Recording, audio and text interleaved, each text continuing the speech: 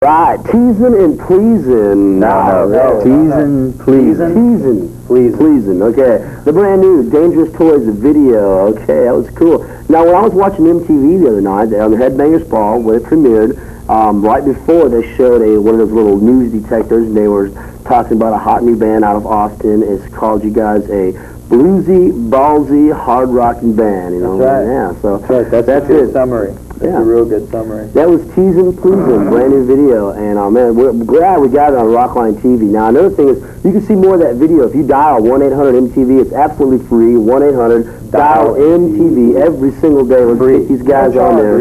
You want to start again? Rule. Yeah. Please do that. We need your support. We need to see some more Austinites getting famous out there or making it out there. And also on the Hard 30, they've been showing Dangerous Toys. So, call them up and check it out. Now, the album, the brand new album, is self-entitled album, is Dangerous Toys. Let's go ahead and talk a little bit about the album. Okay.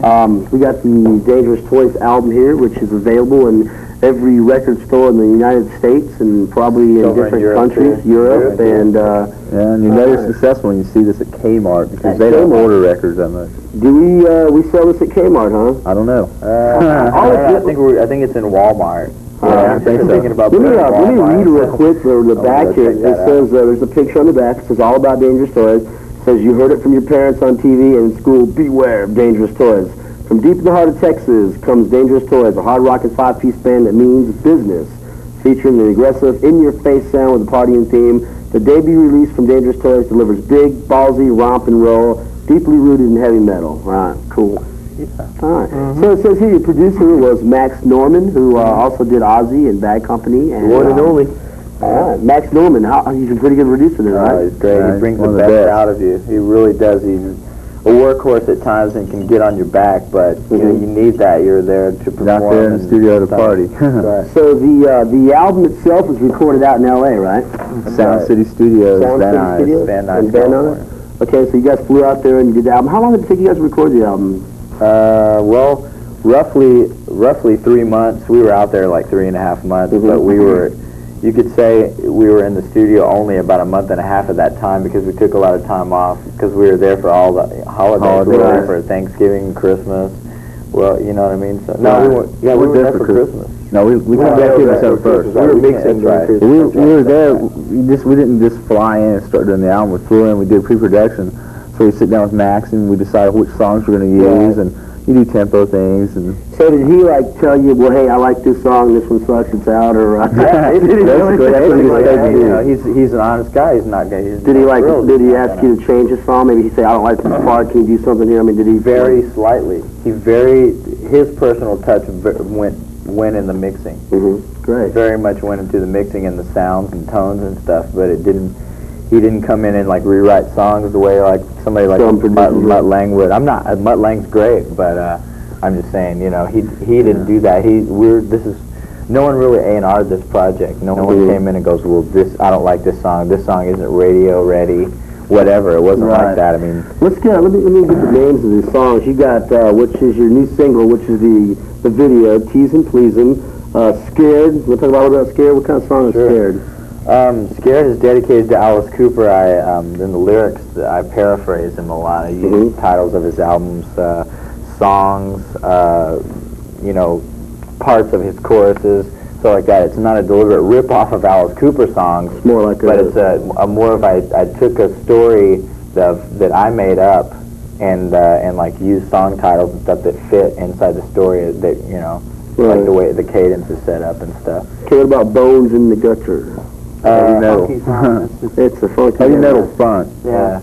Mike and Mark really get a groove on that. Yeah. And it's about it's kind of a funny way. It's a morbid way, funny way to look at a murder, I guess. Yeah. Okay. It's weird. Take Me Drunk. I recognize this song. You guys used to do this all the time at the back room. Yeah, an old standard. Yeah, it's an old Dangerous Toys standard. Mark inspired. Feels Like a Hammer. I wouldn't explain about that. I'm sure it's a little bit about this one. Well, it's our version of love. Kind of a ballad, yeah. Our version it's a love song. These guys love it. Yeah. Okay. Feels Like a Hammer. All right, that's side one. Side two, the opening song is Sportin' a Woody, which is, like MTV referred to it as a national teen anthem. Yeah, in case you don't know what a Woody is, you don't want to explain. Well, you don't want to know what a Woody is. If you're a male and don't know what Sportin' a Woody is, adopt children. Yeah, that's right.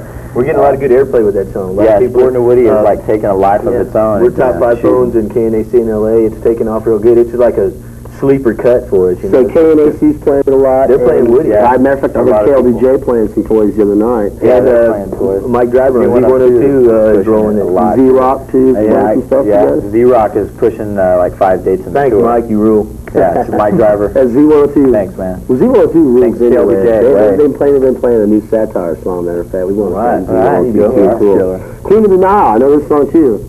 Yeah. All right. I know that. Color. Hey, I know that song. People are going to cover it. That song is that song basically it's about the gracing George Michael video, father figure. Yeah. The girl looks like Cleopatra. I mean, the straight, jet black hair.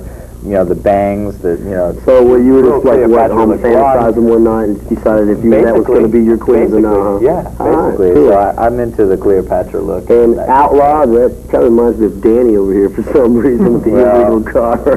it's always the kid in the band that gets the outlaw theme happening. I've been in trouble before. It's kind of old song, yeah. To say the least, that's probably where Here Comes Trouble comes in here. Here Comes Trouble. Yeah, Here Comes Trouble is probably the oldest song that we. I think that's like the first song I wrote with these guys. It is.